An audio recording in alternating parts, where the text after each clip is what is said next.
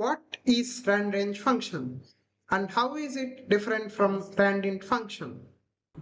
Hello guys. This is day 8 of me documenting my learning. Randrange function, similar to randint, generates a random number between the start and stop numbers we give, i.e. the range we give it. But unlike randint function, stop number, i.e. the last number, is not included in the range. While in randint function, both start and stop numbers are included in range. The ranges are like this. Randrange also has a third parameter called step, which can be inputted to skip numbers in the range. That is, if we input step as 3, the function only takes every third number in the range starting from the start number for consideration while selecting the random number, effectively skipping others. Now, let us implement it in the code. Creating the file, import random module.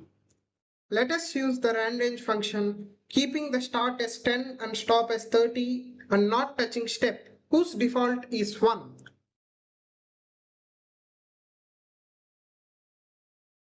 Let us print the value. Let us run this file using our terminal. Let us run it again.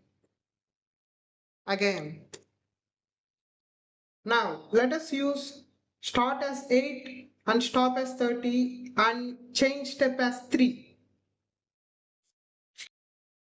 Let us run the file to see if the number being printed is really coming from this effective set of numbers or not. Running again.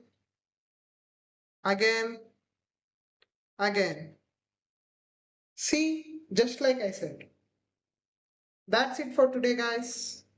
Please like, share and subscribe to my YouTube channel and see the Instagram handle of same name. Thank you for watching guys. Until tomorrow. Bye bye.